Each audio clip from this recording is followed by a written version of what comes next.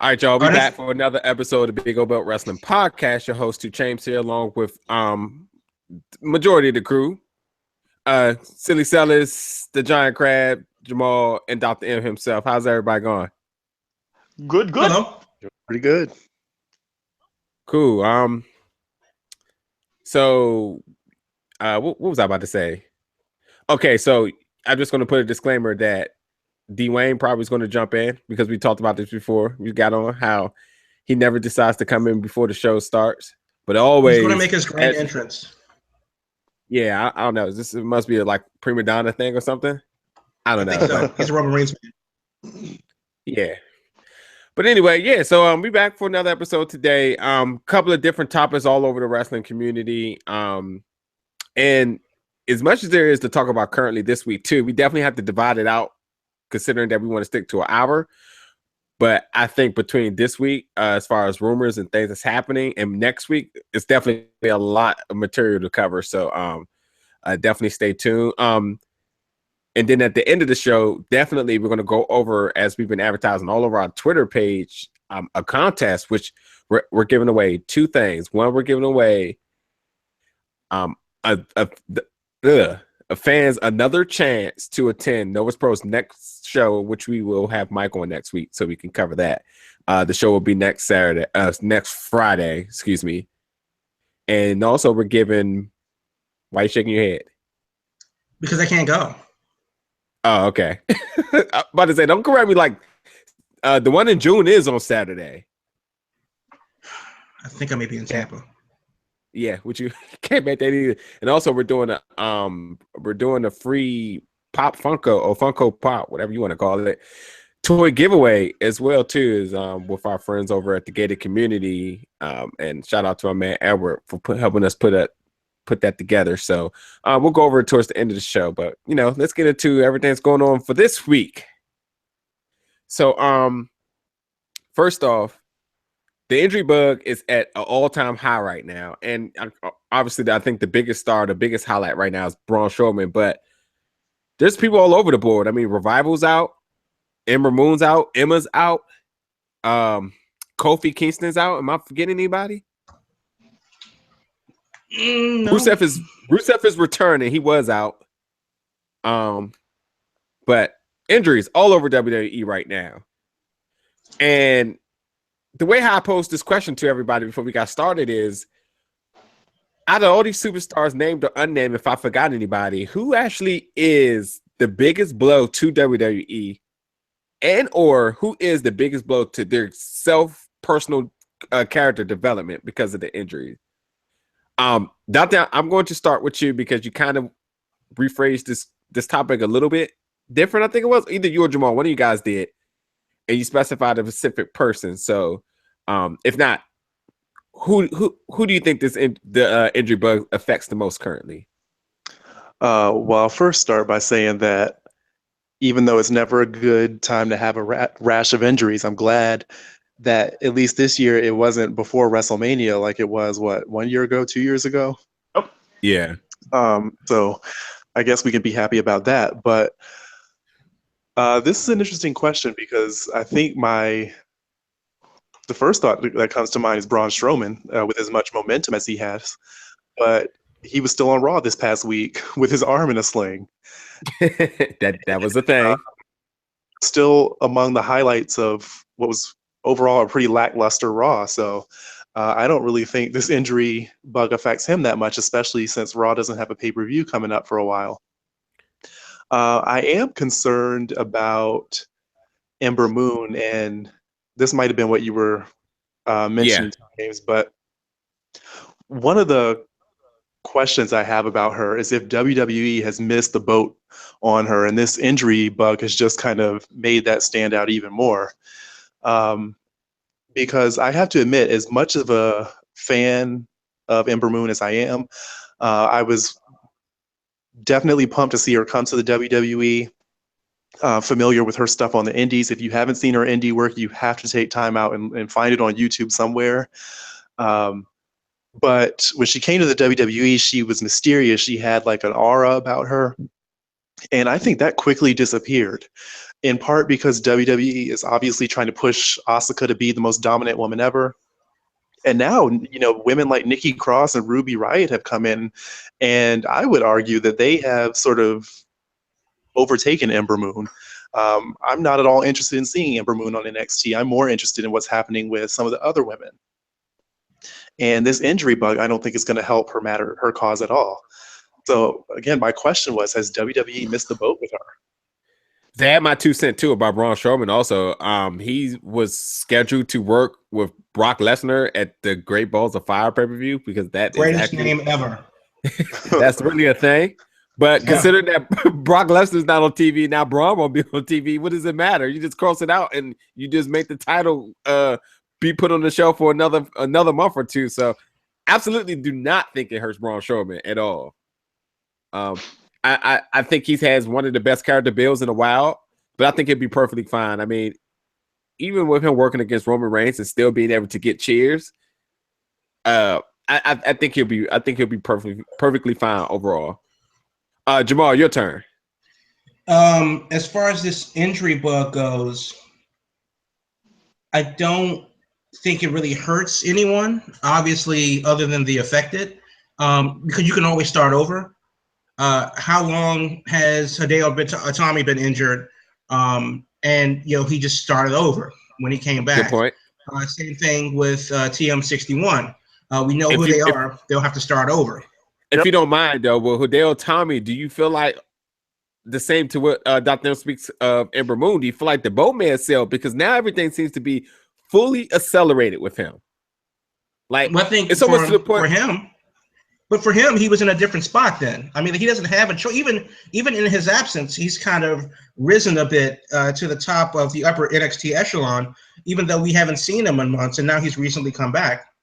And I think that's because of the current roster that they had versus the roster when he was there. When he was there, originally it was Sami Zayn there, it was Kevin Owens there, Bo Dallas was just leaving, Adrian Neville was just leaving. The Ascension were as hot as they will ever be. And Tyler Breeze, as hot as he'll ever be.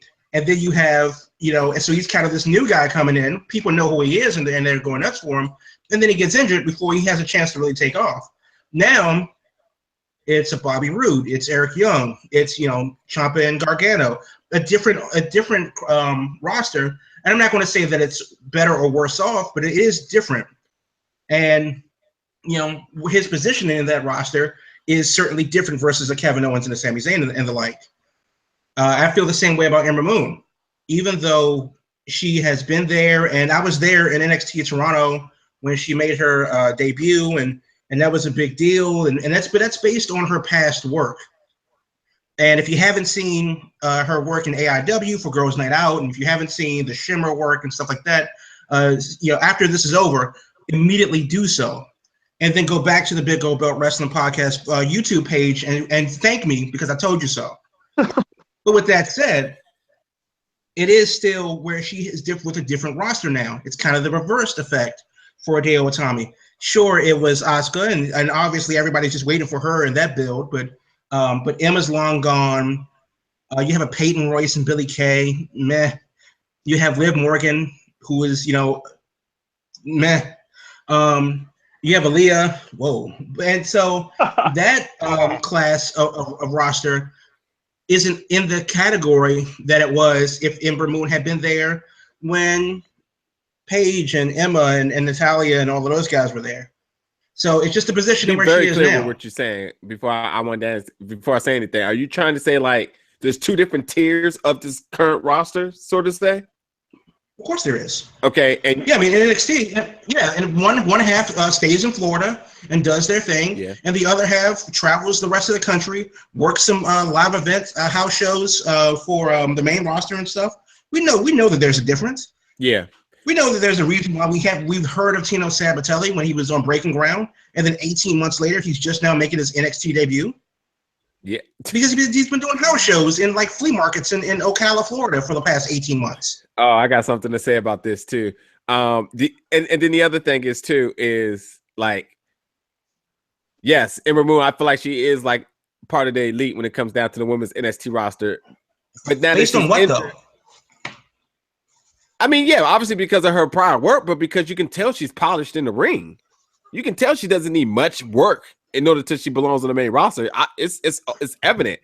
But I disagree with that. I disagree with that. I don't think she's anywhere close to. She shouldn't look at the main roster as an attainable goal this year. Okay. Because and I think that's not because everybody can do the work. That's why they're there. But can you connect with the? Absolutely true. Because Mojo Rawley has a job, so he must be doing something right. Yeah, because he connects to the crowd. That's why. So then whatever. You're right about the 2 points. You're right about the 2 points. Absolutely. And there's actually 3 points, but rest in peace, Dusty Rhodes. That third point is not going to ever be fulfilled for a long time. Right. But the idea of it is that you don't have to be Dean Malenko or Chris Benoit or 99 Jericho, or Lance Storm to be. Obviously, they're not looking for the best wrestlers. Yeah, they're looking for the best superstars or sports entertainers or whatever you want to call it. I'm not saying that Ember Moon isn't entertaining, and I'm not saying that she can't do the work because God only knows that if Mojo Rawley or Titus or Heath Slater or any of those guys, if they can stay there and cash checks, Titus O'Neil is cashing checks somehow. He's stealing money from the WWE. If he can do that. and be that guy, whatever he needs, and be on TV. How many guys are not on TV and Titus is? But I digress. If they can do that and still collect a paycheck, I don't think Ember Moon, and I do agree that some of the mystique, some of the aura has been lost, and I think that's part of the problem with women in NXT. There's only one real champion. Her name is Asuka. She will be champion forever. She said it herself. Because no one's legitimately serious to take that away from her. Maybe in 6 months it'll be Nikki Glencross or whatever they're calling her now. Maybe in 6 months it'll be Heidi Lovelace. Hopefully it'll be Kimberly. Hopefully it'll be Athena, Ember Moon. Hopefully, but realistically, Asuka should have been on the main roster 6 months ago. She can't go yet because she has no one to give the title to. I see. I don't know. I definitely. It's feels like I'm agreeing with both you and Dr. M's points, even though they're sort of different. But I do actually feel that, with her being injured now, she's not going to be on this elite status in NXT. She is going to maybe simmer back down into this whole group. I mean, first of all, when we look at that what was it, like 10-woman battle royal, you can pinpoint who's actually going to be the last 3 or 4 that was going to be in. And those are the people that's in the picture right now. And so with the fact that, one, nobody's even replacing her on this match, obviously lets you know that they don't feel anybody belongs in this status. With her being injured and they're proceeding with the match as planned, it feels like it was never going to be Ember Moon in this position anyway.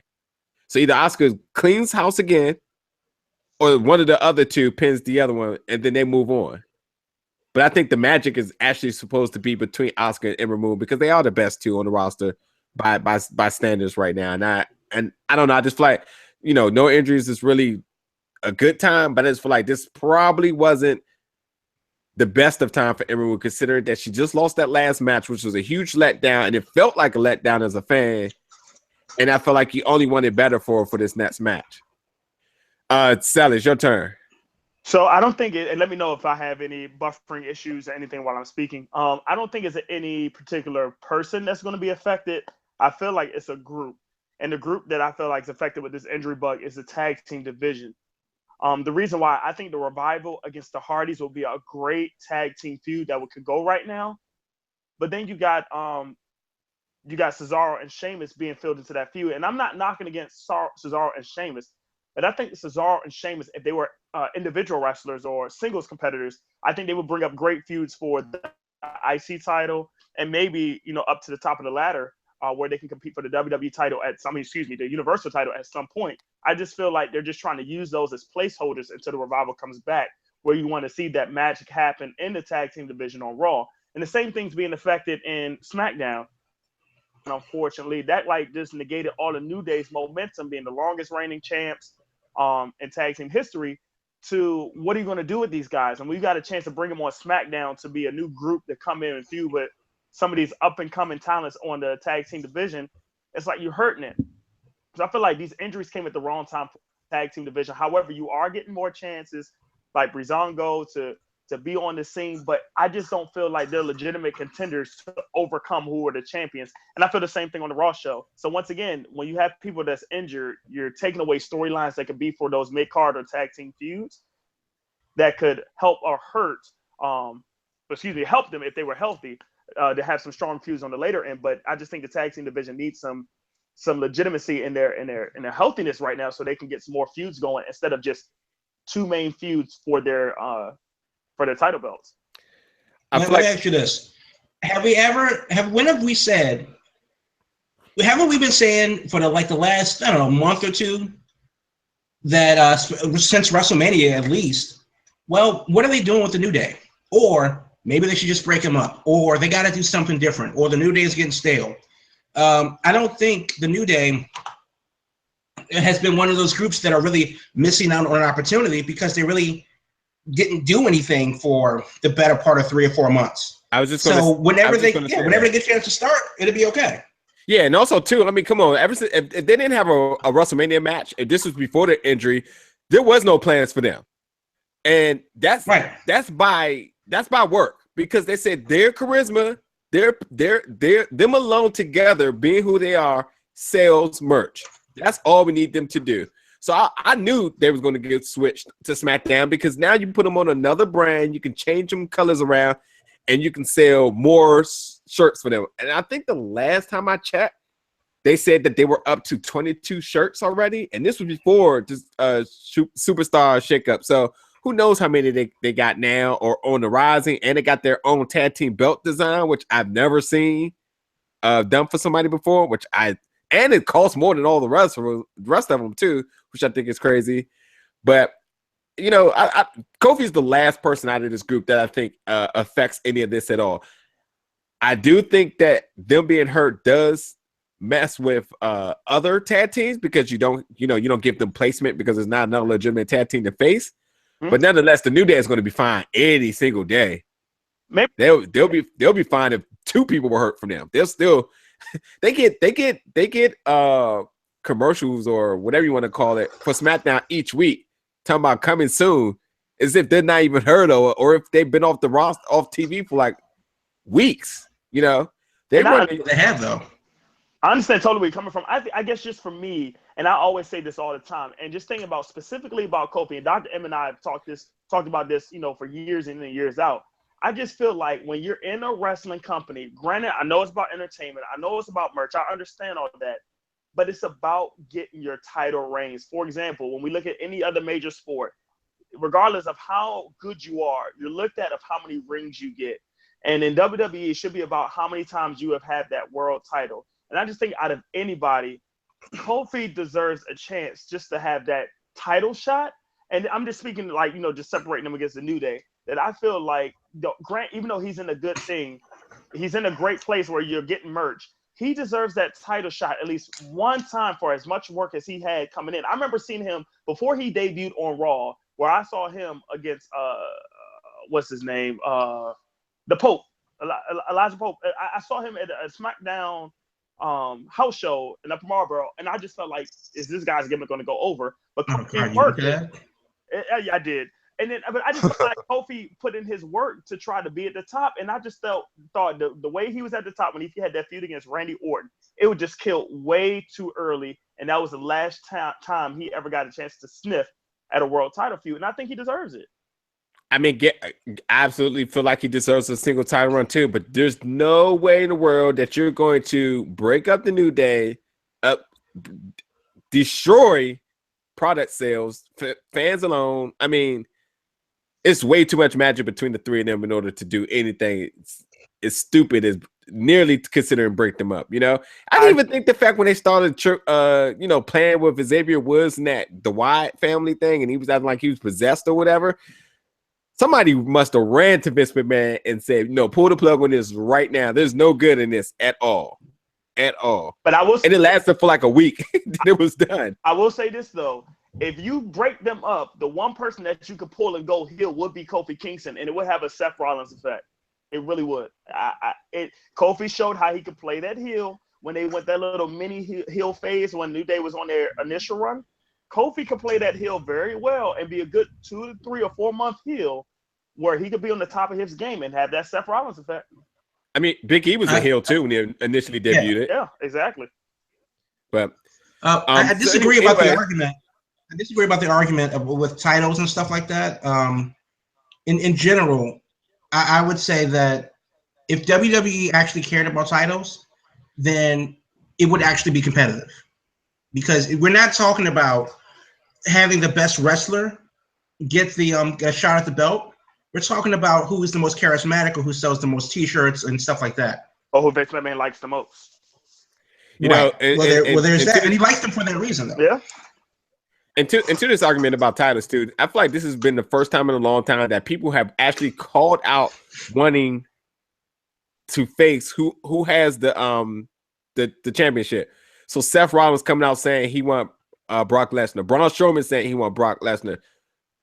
Roman Reigns saying he want Brock Lesnar. Everybody's calling out Brock Lesnar, and I get it. The only reason they're doing this is to try to keep him relevant, but not so to say because they actually want the title, because that's really never been anybody's fault. And then the other thing is too, Kurt Angle telling the Golden Truth that they don't have enough wins in order to compete for the tag team championship, which was another like strange mention of legitimizing championships, contenders, and all that. But anyway, since we spent so much time on this, I'll just be short with my answer. And I think Emma absolutely gets the short end of the stick for her here. She just returned. The Emelina thing was a disaster waiting to happen that they pulled.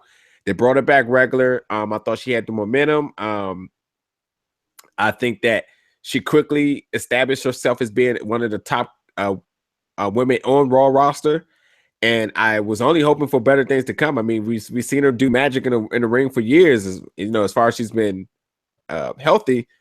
And now, there really hasn't been much word on, the extent of her injury, which typically leads me to think it's not good. But like she got the short end of the stick. And for WWE wise, I feel like maybe the Revival, sort of say, because I feel like they were brought up for a reason.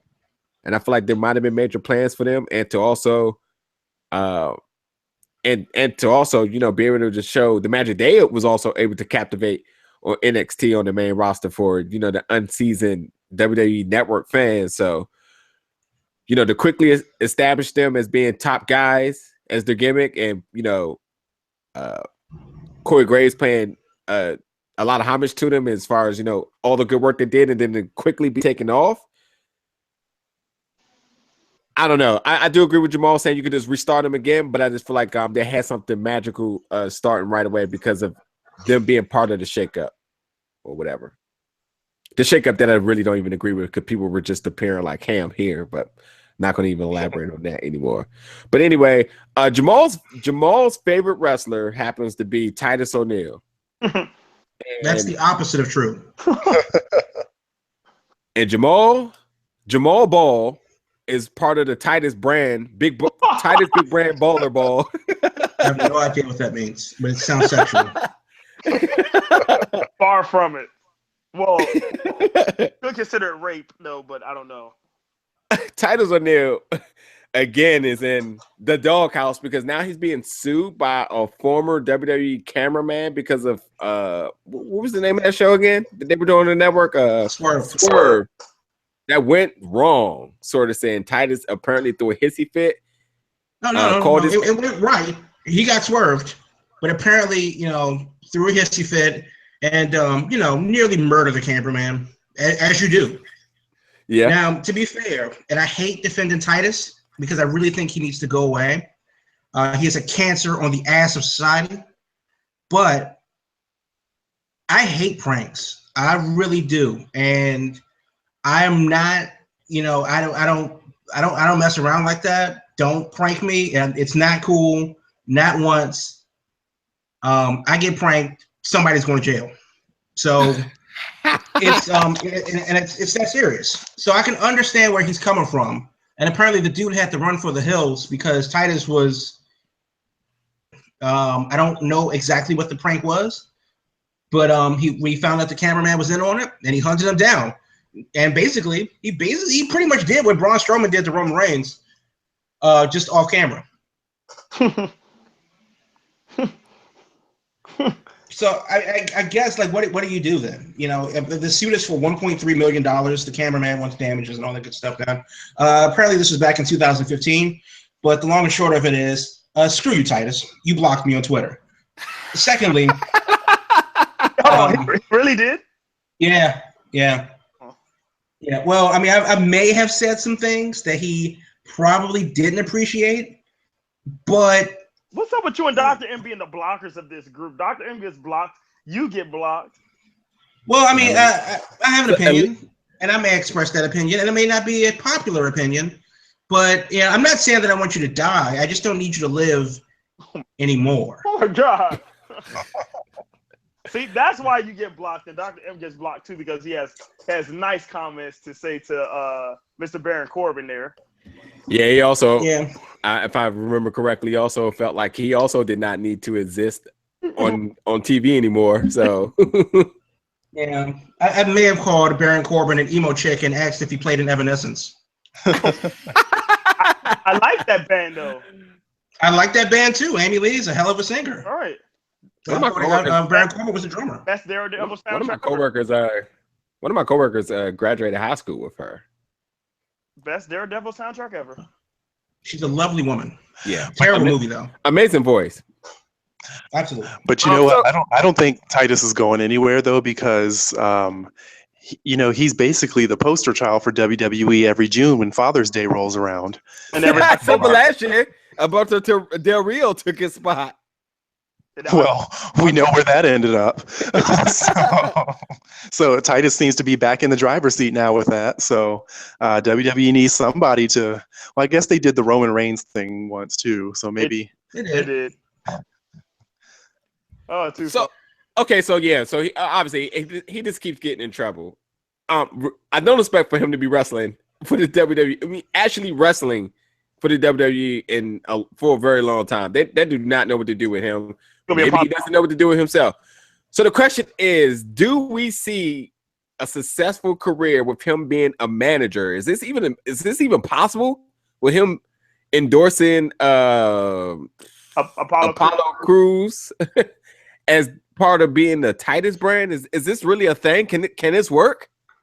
Honestly, I think Titus O'Neil is a black Sheamus with a worse gimmick. In that he's not devoid of talent. And again, everybody can do the work. I just think that his gimmick is trash. And we've seen him on the microphone where they gave him a mini push and he got on the microphone and he had a stroke. I don't know what happened to him, but that was a bad time for him. So crazy because he was killing it on commentary during the Usos feud a while ago when he was the champion. And I do not know what happened to him when he went inside the ring and completely froze. Right. So he absolutely just completely embarrassed himself like that. I'm not saying that he's like completely useless. I'm just saying that right now, the way they're using him, they might as well. They could put a ham sandwich in the ring and call it Titus O'Neil, and nobody would know the difference. And that's unfortunate because he can find his usefulness. I think that he could be a decent heel. He just needs, like Sheamus went for a long time with just being completely irrelevant. And then all of a sudden, he has something. He's building back up to something with Antonio Cesaro. But Sheamus was a champion, a two-time champion, I believe, a couple years ago. And then he fell into this, obscurity, and then he picked back up again. Titus, well, he's there, again, stealing checks. But I think with the right program, he can get back up. I hope he turns in Apollo Crews. But like, I don't think self-deprecation works in wrestling very well. You can't have those YouTube videos where he's having a one-person press conference. You can't have him beating up Darren Young and Bob Backlund. It's not. Well, Young is hurt. He has an elbow injury, I believe. But you like that. He didn't make the list. Self-deprecation doesn't work because nobody cares about Darren Young. I mean, let's be real. But that's kind of a thing, and that's unfortunate that they're using him that way. But then again, I think he's still paying reparations from touching Vince McMahon. You don't do that. I just think if Titus O'Neil can just like say, I'm selling Apollo Cruz's shirt for $50 as far as the Titus brand, I think he'd be okay. I think somebody else said that too. But anyway, to be very clear about this, I think that him being a manager, if it can work, it should prompt him to be back a competitor in the ring. But this is ultimately the test for him, because if he can't be a manager, then there is nothing for him to do on screen right now. Nope. There's no the character is what right now. He's not even being a proper like Q or Greek man right now. Like, it's nothing serious about him being that tall and supposed to be dominating in his moveset. So supposed to be type of like bruiser style, but he's not doing anything. He hasn't been relevant in, I don't know, 3-4 years. But for his gimmick to work, he needs a posse. He needs people. And Titus O'Neil needs like a Stokely Hathaway type of guy, or he needs like he needs Elijah Pope with him. He needs those guys. He needs like an army of people, because it doesn't work if you're saying that I have this brand and your brand is Apollo Crews, who is basically has the charisma of a bag full of potatoes. You know, it doesn't make sense. I don't believe you if you're just coming out there and you're having these grandiose, what are you doing? Why are you here wasting our damn time? And if it's a 3-hour show and it feels like a waste of time, you're doing something wrong. Yeah, there's never a bright moment when he comes on screen right now. I can only wish the best for the Titus brand, but we'll see. And it being on Raw does not make it any better. I would have loved to see him go to SmackDown and get a whole new start, but I would love to see him go to YouTube. Oh my God. He's on YouTube. He's all over YouTube, actually. and everybody's background being annoying. Yeah, basically. Yeah, I forgot what I was watching, but it was something with the New Day. He was involved, and Big E was not here for it at all. He just was like, I wish he would go away. Oh, it was for WrestleMania weekend. Anybody else on Titus O'Neil? No. We'll never speak of Titus again. All right, Jahmal, we need a little bit of help here, okay? So make sure I pronounce this right. But we spoke about this the other day. And I want you, because I'm not familiar, and I decided that I did a little bit of research, but I figured I'll let you enlighten me on this. Yeah, this is what we're here for. We're here to debate. So there's been none confirmed, but from a lot of, I'll say, reasonable sources that I pretty much keep an eye to, as far as where I get my information and stuff from, that the WWE has targeted and has signed a Japanese female star by the name of. Go ahead, you pronounce that. No, this is why you're here. So you let me do all the heavy lifting. WWE has. You're gonna sit there and laugh too. Like, what type of sucker stuff was that? WWE has signed Kyrie Hojo, who used to work for Stardom, along with more than a few other wrestling promotions in Japan. She's 28 now, and this isn't her first time working in the U.S. I think she's done some work in Shimmer and stuff like that. But she's very good. Japanese wrestling is pretty different as a whole to wrestling here in the U.S. And I don't know how well that'll translate. I don't expect to see her on television for a while in NXT because Asuka stayed down there for quite some time before she debuted on TV. 6 months or so. But she came in April, I believe, end of April, and she's down in Orlando, at the Performance Center, getting herself ready for eventually moving on to NXT. She is the type of character. She's not the strong, dominating. She's like a Japanese Alexa Bliss. When Bliss is good, she's great, and when she's not, you wonder why she's there. But Kyrie Hojo is a hell of a better wrestler than Alexa Bliss. It's not even close. But that personality, where she's cute and bubbly, kind of like a J-pop star. That's definitely going to be a thing that'll be interesting to see if they bring that over to NXT. She has arguably the best elbow drop of all time, where her body's perpendicular to the mat by the time she lands. It's not like a driving elbow drop like Randy Savage or Shawn Michaels. It's almost like a splash elbow drop. It's very interesting. But one of the better matches that I've seen that she's done was from last year where she wrestled Nikki Glencross or Nikki Storm. I don't know what they're calling her in NXT now, but she's with Sanity. 30 minutes, great match. And she can certainly hold her own with the best of them. I mean, she's wrestled everybody. So I'm excited about it. Not entirely too excited because we've seen it many, many times where WWE has brought somebody over that, brand new to their style of wrestling, and it's 50-50 if it works. So, I definitely wish her the best, and then hopefully she gets together because as you've seen before, it doesn't matter if you really have the talent. Sometimes you have to have the total package to get over in WWE. So hopefully it works out. And for the fans who also may not be familiar, I just retweeted a quick GIF of an elbow drop that I seen maybe some time ago, and I was just like, it looked Fast and the Furious 8-ish because the physics of her body, the way that she's bent up, does not look human-like at all, but it's absolutely incredible.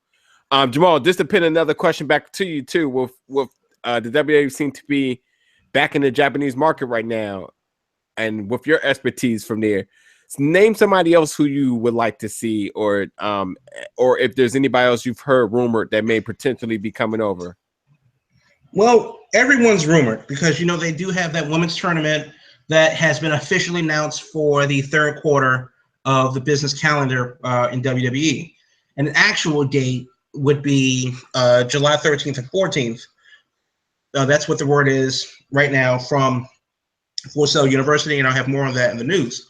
As far as who I would want to see in WWE, it's 50-50 for me because of situations like Athena becoming Ember Moon, because of situations like Heidi Lovelace becoming Ruby Riott. I know what they've done on the indie circuit, and that's obviously why they're in NXT. But because of reasons, that won't be the same thing. It will be different than the thing that they got in there. So it'd kind of be like a person transitioning from college to the pros, and then you wonder, but he goes to a team that doesn't necessarily fit his skills. Good point. And you wonder what happened. And it's not that the player's bad, it's just that he's on the wrong team. And there's no way to know that until they get there. Good point. So to name names, because you asked me directly who I think that should be there, obviously I would say Veda Scott. She's clearly one of the best in the indie circuit right now.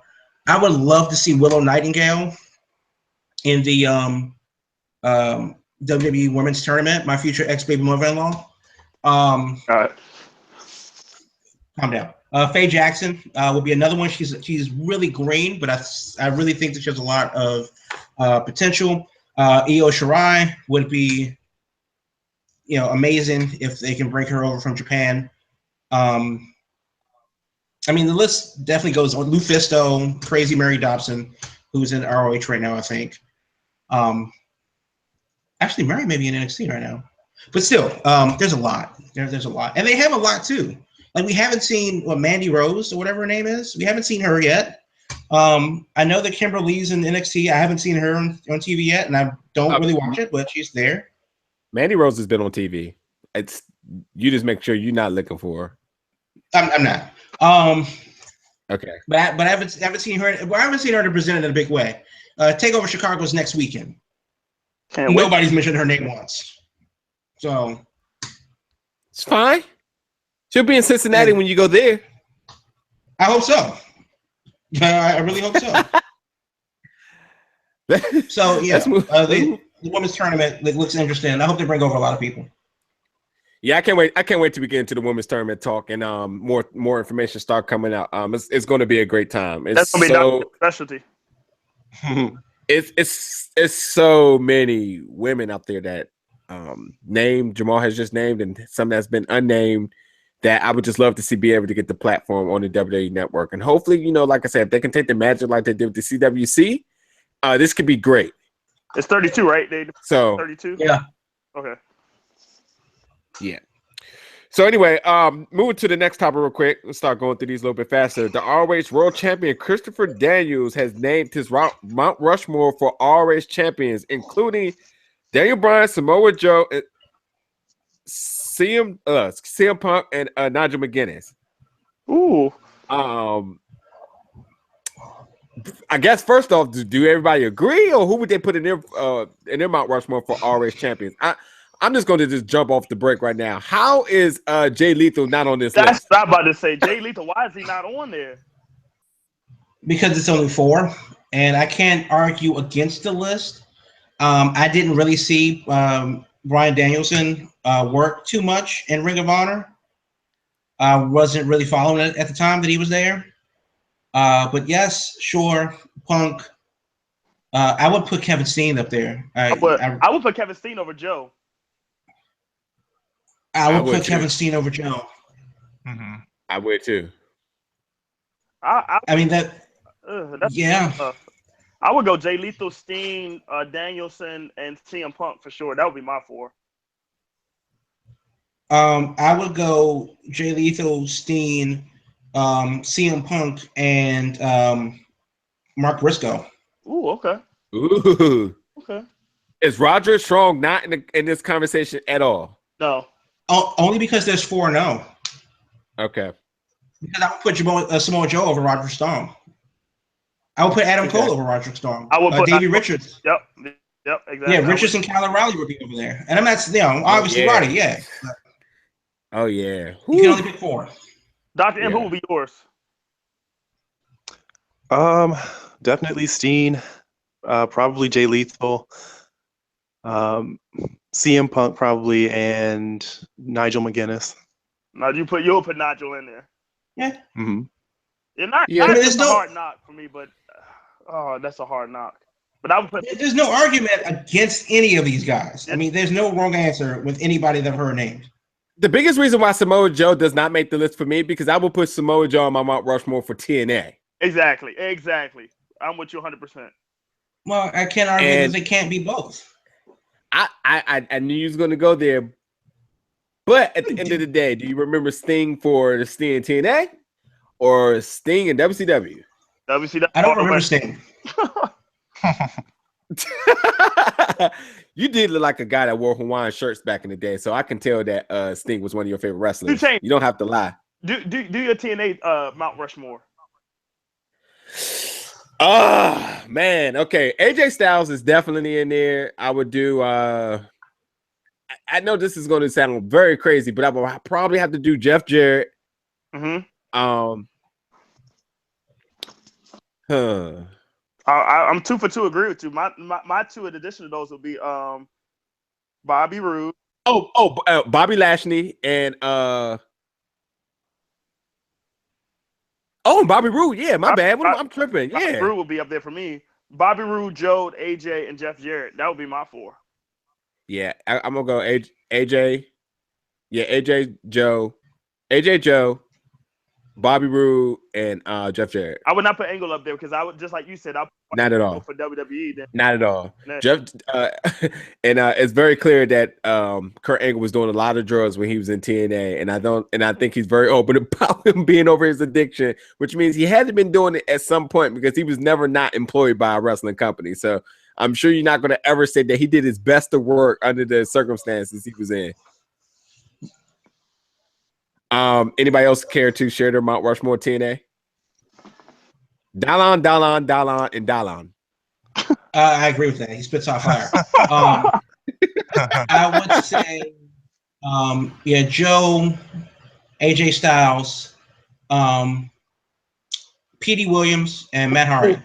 Petey, how many times was he a world champion in TNA? Once, right? I would say at least once, maybe twice. I just only remember him being once, but the Canadian Destroyer is like an all-time favorite finisher for me, so I give you that. But I only watch TNA for the X Division. Yeah. Is the Golden Child EC3 not in this conversation at all? Too raw. Nope. I would put Gail Kim in TNA's Mount Rushmore for sure. Really? Yeah. Yeah, that makes sense. Yeah. That's where she over Karma? Oh yeah, that's where Gail Kim is Heck yeah. Yeah. But I know I just say that for Dr. M because he loves him some Karma. No, I do love Karma, but I think because Gail Kim had got the shaft twice in WWE. Yeah, she. But in TNA is where she has really flourished. And I mean, I don't think anyone can argue that at least for several years, she was not the leader of that Knockouts division, especially when it first got started. So I would definitely put her Very on the true. Mount Don't laugh. Rushmore. Don't laugh at me. Do we? Where would you put Bully Ray as an all-time TNA champion? Don't laugh at me. Top 10. Yeah, okay, good, because I will rank him as the top 10 as well. Actually, one of the best gimmicks that TNA has produced too. Yes, exactly. Yeah. Gail Kim, the women's tournament, yay or nay? No. Oh, like She's like 80. but you got shafted twice. It's no point. She's not Bryan. She's had it with WWE. Yeah. You said she's like 80. Tajiri was in the Cruiserweight Classic. True. Nah, but Tajiri's different. It wasn't like he was shafted by WWE. He worked three matches. He worked three matches. Tajiri- He's back in Japan. Tajiri got injured. That's why he's back in Japan. Yep. He was supposed to stay in NXT. He got injured. And they said, yeah, you're 47. Go home.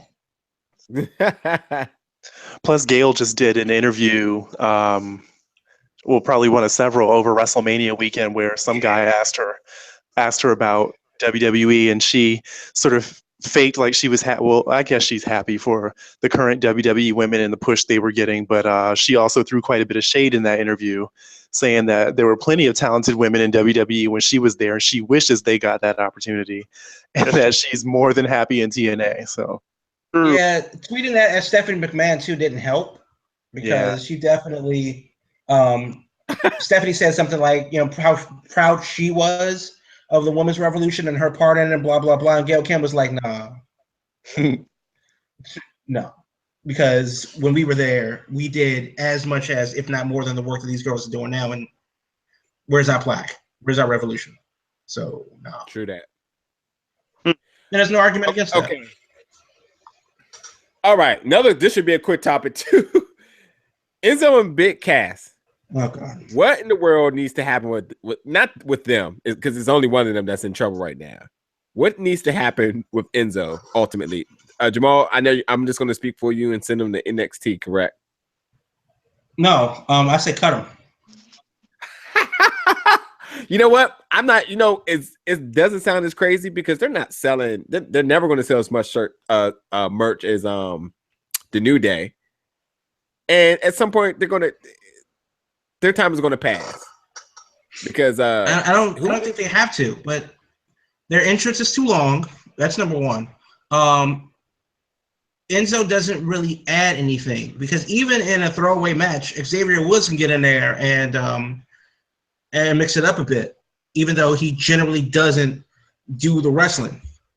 But if they need him for a 6-man tag or greater, then obviously he'll step in. But with Enzo, he doesn't really add anything to it. The only reason why you can't really actually cut him is because Colin Cassidy may be worse than Titus O'Neil on the mic. Well, who's all right? I mean, All right. Well, let me ask this: who would you take? Well, this is not a fair question. I don't even know what I'm about to ask. But Enzo or Road Dogg? Oh, that's not even close. But the problem is that Enzo Amore and Colin Cassidy equal one wrestler. If either one of them had each other's skills, they would be better off, but they don't. So I don't know if it was like some secret handshake that said, listen, you just wrestle and I'll just speak. But that's what we have. So I can't imagine sitting through a Colin Cassidy promo. We all said that when Enzo got hurt, what's Cassidy going to do? Because he should never be tape his hands together. He can't hold a microphone. But then if Cassidy gets hurt, do we really want to see an Enzo Amore match? Versus who? Versus what? Why? Who cares? So the idea is, I think you just got to keep them together. Let me ask you this, though. Okay, going back to that Road Dogg reference, okay? If you look at Road Dogg and Billy Gunn, all right, basically that was two wrestlers. Like if Road Dogg had Billy Gunn's skills or Billy Gunn had Road Dogg's mic work, that would be great. But they lasted so long, even though there's part of DX and everything, but just put them as the individual tag team. That's what you look at when you look at Enzo and Big Cass. So what do Road Dogg and Billy Gunn have that Enzo and Big Cass don't? Because it seems like it's a carbon copy of a new generation of it. So what? One tag team had 2 people that could wrestle. This one only has 1. You think Road Dogg can wrestle? I love the Road Dogg, but he had 2 moves. That was it. The crazy legs and the little punch thing. Your champion has 2 moves. And F5 in the German suplex. So, well, I'm about to say what suplex and the other one City. Yeah, I forgot about the F5. Yeah. Oh, true. Yeah, this is true. Dr. L, what happens with Enzo and Cass? What needs to happen here? Well, I am of the belief that they needed to be split up quite some time ago. But then the question becomes what to do with them both. And I do think Cass can survive as a singles wrestler, though I agree with Jahmal that I wouldn't trust him with a mic. I think he needs a manager. I think Enzo would be a great manager, but I would not want to be on the creative team to have to sort of figure out how to convince the fans that, all right, we're now moving Enzo to a manager role. I think they're slightly convincing us that the way how he keeps getting squashed every week. Oh yeah, but yeah, I think it's past due for them to split. I wouldn't cut Enzo because as goofy as he is and as terrible as a wrestler as he is, he has quite the following, and I don't think WWE would want to draw the ire of all his fans, but I definitely think a non-wrestling role would be best for him. I think if he slowly disappeared, he would slowly be forgotten. I think everybody would be perfectly not on watch for him. But don't forget, Big Cass had a great showing in that Fatal 4 when Kevin Owens became. Nobody forgot. No one forgot. I totally forgot. All right, let me move on to the next. Send one of them to SmackDown. That's what you do. That's what should have happened. That's a shakeup right there. Something drastic as that. And it should have been Big Cass so he could be more. Exactly. Send Colin Cassidy to SmackDown. And then he could be a heel because he kicks James Ellsworth in the face, and then Carmella, gets with him, and that's a thing that's actually happening in real life, and that's a thing that should happen on screen. Ellsworth gets a sympathetic. They're not married. Baby face, sure. Well, they're not married, but whatever. But everybody else is with their significant other. I mean, don't forget, nobody else was quite married until this year, where people just mysteriously stopped popping up being married. Right. So, congratulations, we've been married for 10 years. Right? Let me, since we're running out of time, short, I want to pass this question around to everybody real quick, especially Mr. Sellis himself. Yes, sir. I was listening to a podcast earlier. Shout out to Rant With Ant from the New Age Insiders Network. And he posed a question between wrestling and NBA. So automatically was intriguing for me. And definitely give a shout out to, definitely give a listen to his podcast. You can follow him at Rant With Ant on Twitter. Or you can find him on iTunes and everything with under Rant With Ant. And the question he posed in about the middle of the podcast was if he would he said that he was going to explain why he felt Roman Reigns is the LeBron James of the WWE. Before you respond to that, I just want to know, do you agree? And if not, who would you consider Roman Reigns to be in any sport, period? Outside of wrestling, star-wise. I have a question though, because I don't watch basketball. Is LeBron James supposed to be a reference that he's good or not? Because I hear that LeBron James gets hated on a lot, but I also hear that he's one of the greatest playing right now. No, you're absolutely right. I mean, that's who Roman Reigns is. That's who Roman Reigns is.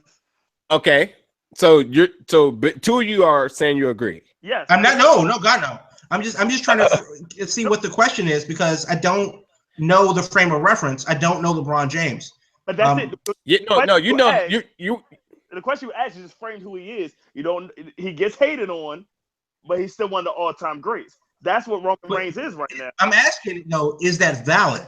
That's very valid. That's the perfect way to explain it. Your question actually came out the perfect way to explain it. And I would even say like this: Roman was even, I guess, more appreciated when he was part of the big three And who was the big three with Roman? The Shield with Dean and Seth Rollins. And when LeBron got with D Wade and Chris Bosh, that was his Shield. Oh, okay. Goddamn, anything on this? I'm struggling with this comparison because yes, LeBron James is great, but LeBron James, I think if you ask a lot of basketball fans, as great as the Cleveland Cavaliers are these days, I think a lot of people would still say that if it wasn't for LeBron James, they wouldn't be great. And there's a lot of people who argue that he carries that team on his back. I don't think Roman Reigns carries WWE on his back. All right, there we go. He's not there yet. He's just not there yet. But will he get there? Perhaps. It seems like Vince wants him to get there, but I certainly don't think he's there now. First off, I do not agree with this statement, as I was tweeting about it earlier, because LeBron James is being considered the best overall basketball star right now in the world. He's the best. And LeBron James, considering being the best, and the jobs of analysts, because they have nothing else to do all day, is to compare. And they compare him to who is absolutely the best and greatest basketball player of all time, in Michael Jordan. Russell. Who? Michael Jordan. Never heard of him. Michael Jordan. Nope. Michael Jordan. Nope. Michael Jordan. Just so No. we all know, Michael Jordan is the best basketball player ever. Doesn't matter. No, I thought I heard you say Bill Russell. Okay. There's an argument to be made there, Bill Russell, because yes, he definitely has the most bling bow of all basketball players. So I get it. No, he literally invented his position. But let's not forget that part. But the point of the matter is, Michael Jordan is absolutely the greatest of all time, which we would just. I mean, if I paid off the referees, I'd win too. Okay. In the argument for the best of all time, we'll say he's definitely up there as being 1 or 1A or 1B, Top whatever it may 1,000. be. Right. Whatever.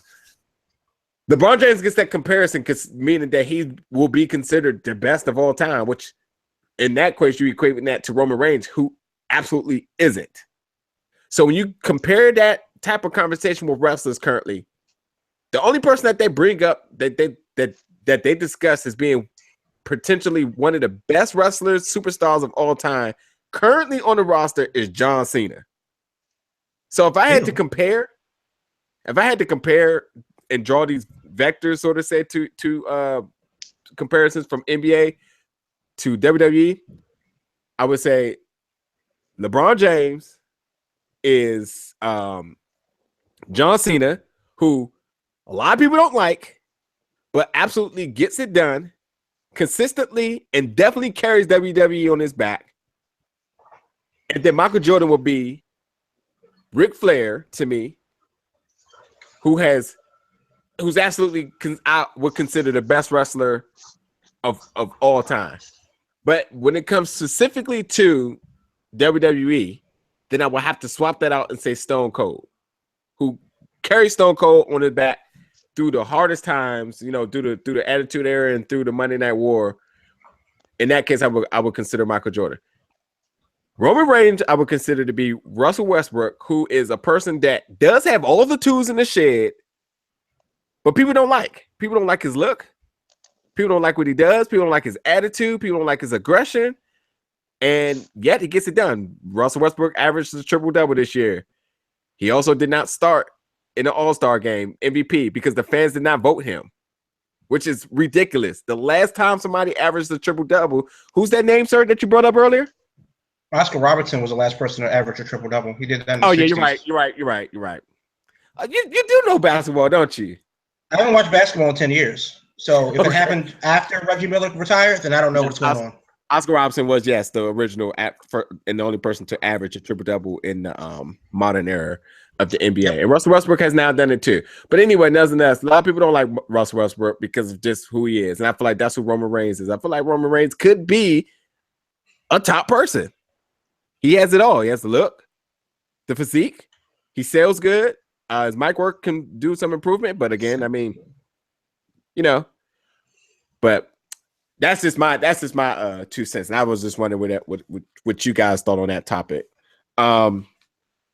somebody had to run off and had some errands to run real quick. So Silly Cells is not with us right now. We only got 2 more topics and we're about done for the day. Actually, we got 1 more topic. The Sinclair Broadcasting announces the purchase of the Tribune Media. So ultimately, I guess the real question right now is, what do we expect from this in regards to ROH? Who this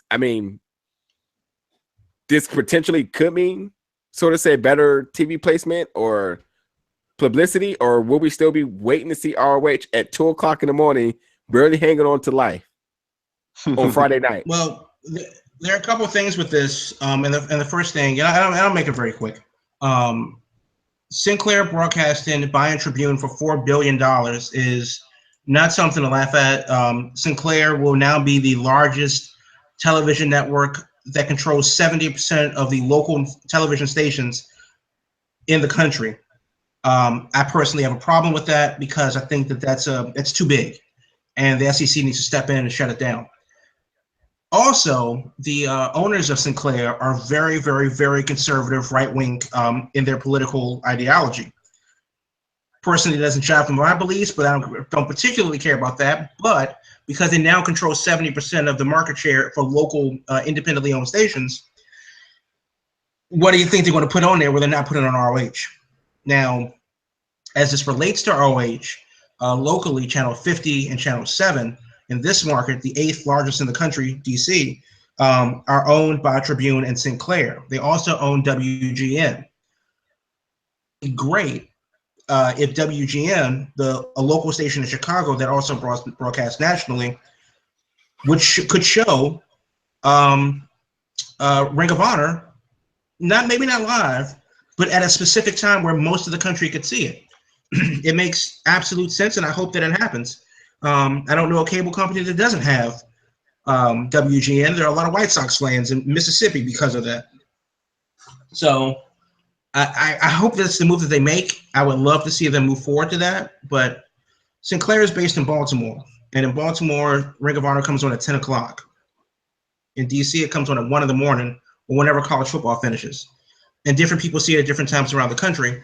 Or you can watch it on their website. That's not good enough to keep up with storylines. And the way they tape things, some of their storylines are still running after the pay-per-view. So if they can keep everybody on the same page as far as telling their stories and getting things done on television, with a network like WGN, which they will have acquired from Tribune, it could work. And it could be something that TNA already has with Pop TV, that Evolve doesn't have without having the streaming service. But hopefully it works out where their television tapings actually make sense nowadays, and you don't have to find them. Love Ring of Honor, and they put on an amazing show, but I don't want to try that hard to find them. Yeah, it's definitely an art in order to convince yourself to stay up that late in order to watch it, and it's just nothing.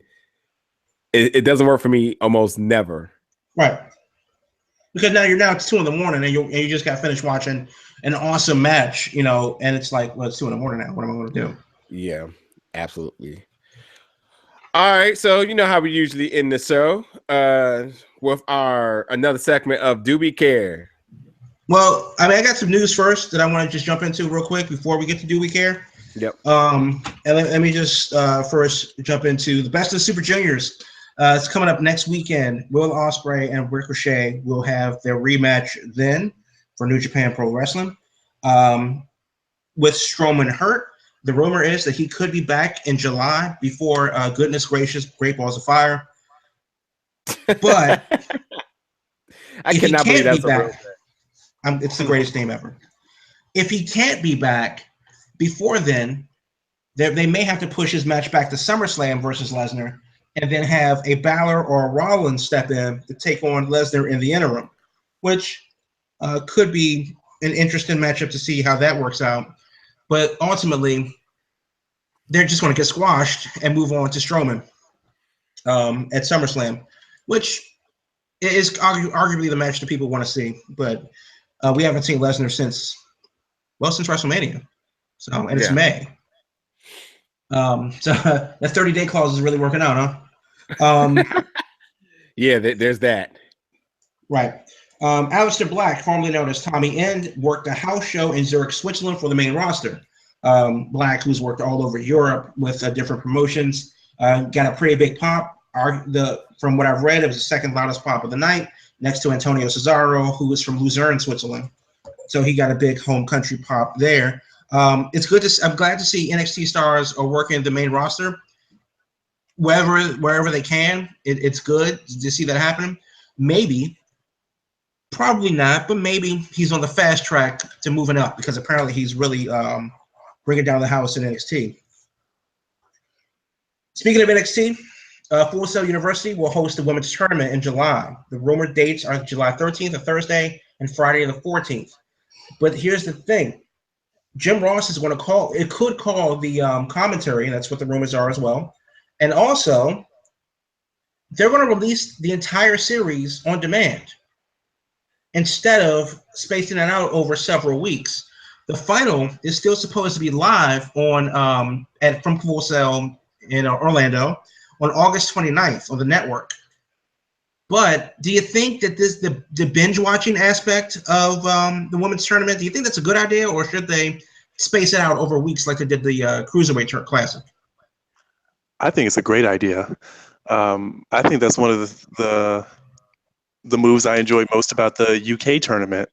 It was nice to just have that weekend to really kind of get immersed in that tournament. I mean, I love the Cruiserweight Classic, and I don't think it was bad to space it out, but I just worry that with the women's tournament, if that gets spaced out, every week the interest is going to fluctuate depending on who's wrestling that week. Whereas if you have it all concentrated in one weekend, you're going to have more hype around it.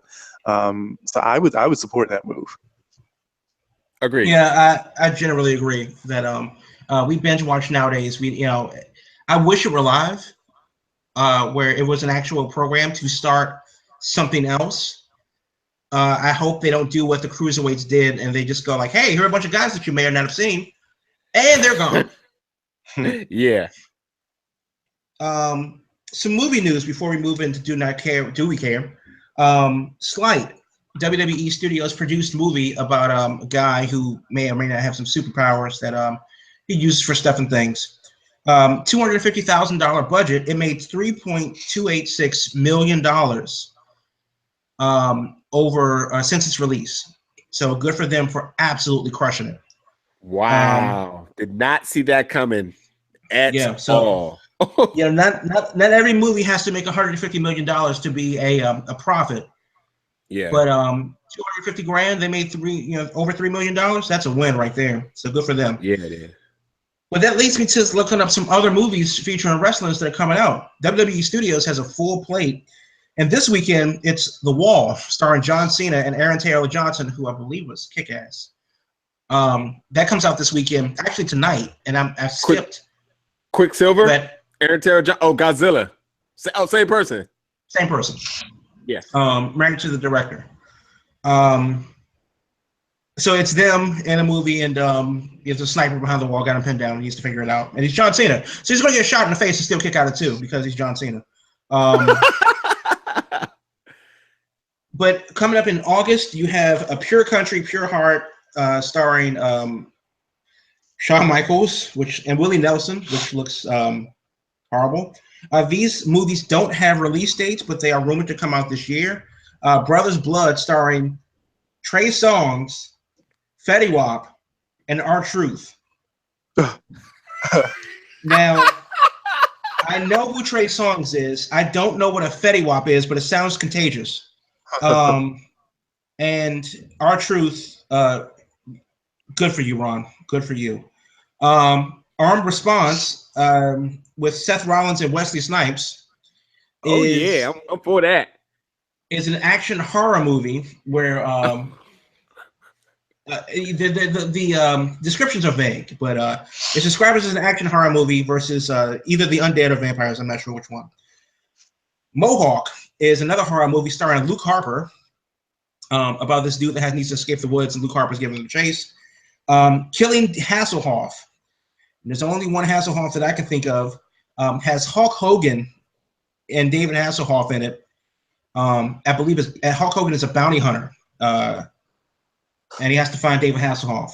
Now, obviously, these are things still in development. Things could change, and they could be released later this year. The only thing that I know of that has a release date is the HBK movie in August. And now, finally, do we care?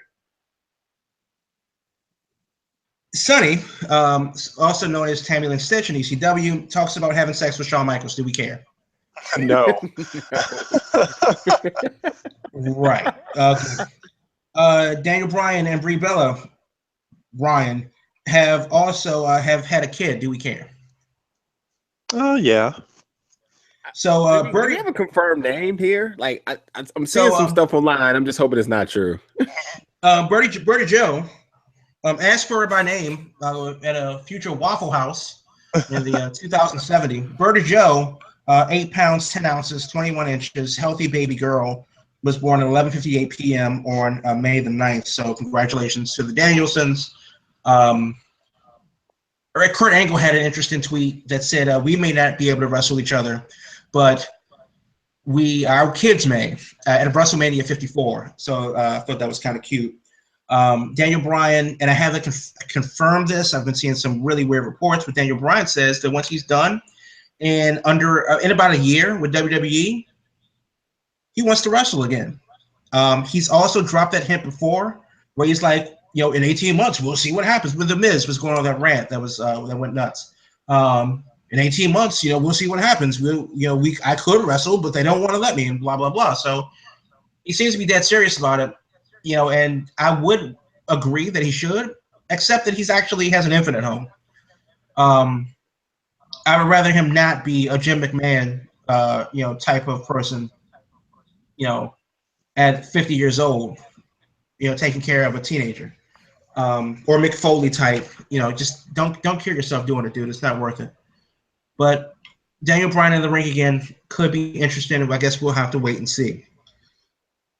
WWE No Mercy scheduled for September has a date and a location. Do we care? No. Yeah, I didn't either. Dude, the fact that we got another No Mercy in this year already. Yeah. Like what? No. Yeah, it's another B pay-per-view. Stephanie McMahon says she could do one more match. Do we care? No. Okay, that's what I thought.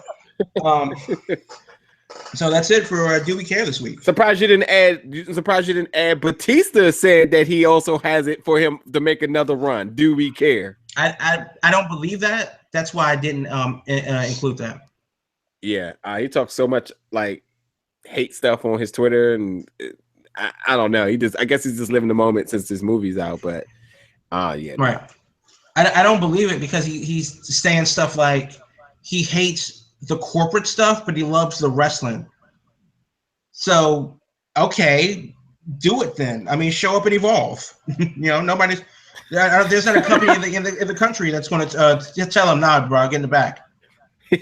Telling me that if Batista and Dijak, wanted to get together and do something, there's a company that would promote it.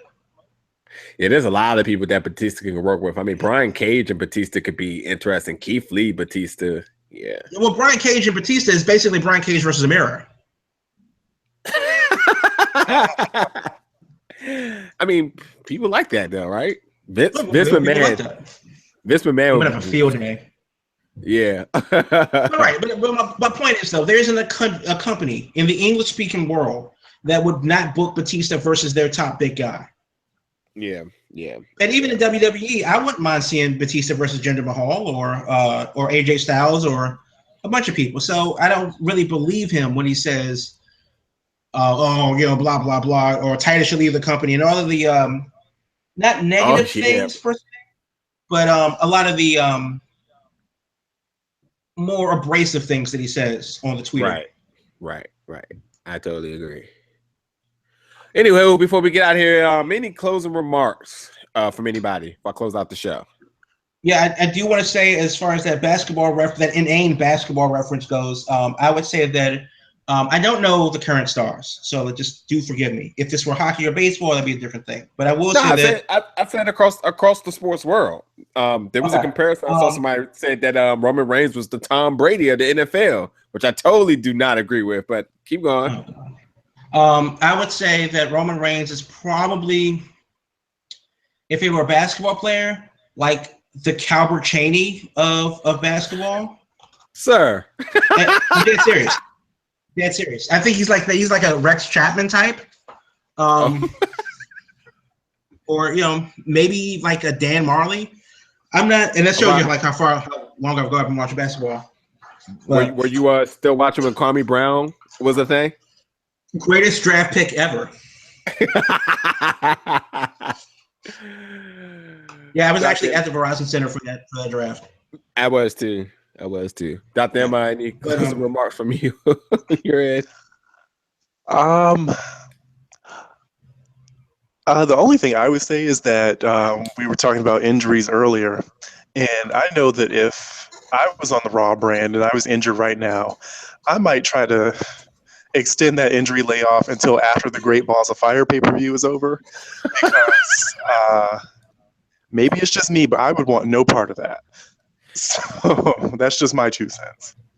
You know what else too? I mean, I know we talked about this a lot last year, how we feel like there was just too many pay-per-views going on, but with this name and with the fact that pay-per-views are already going to come back around in the same year, the thrill and the enthusiasm to want to see main roster pay-per-view cards is slowly disappearing for me now. Like Great Balls of Fire looks like they're getting ready to try to like smack us around with like a gimmick in total just to see how many people will watch it.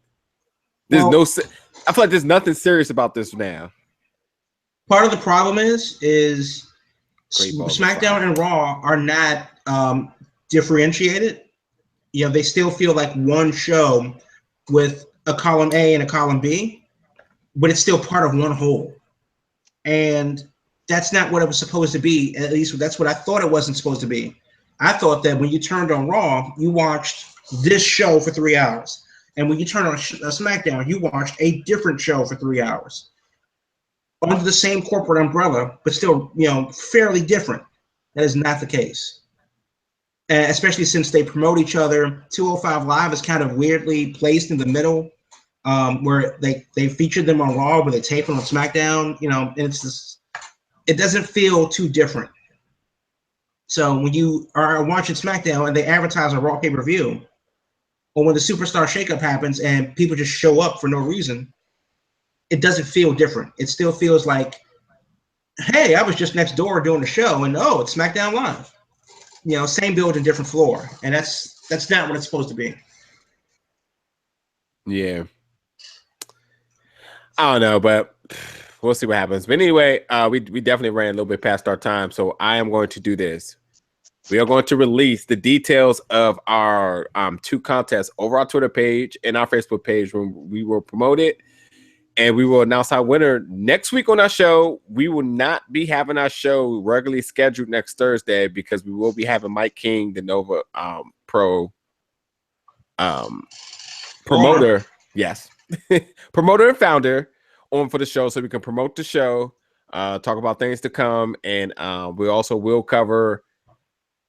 And we need to talk about whether scheduling shows out of spite against me. Yeah, there's definitely a vendetta against Jahmal. There really isn't. But the card looks stacked. I wish I could see it. But we're not going to miss it because of a bad thing, because we're going to miss it because we are making the trip to Chicago for NXT TakeOver. So we'll be covering that as well. So until then, keep a lookout for our Twitter and our Facebook page, and we will get the details out for the contest, and we hope to have that winner on the show next week too, officially, so we can announce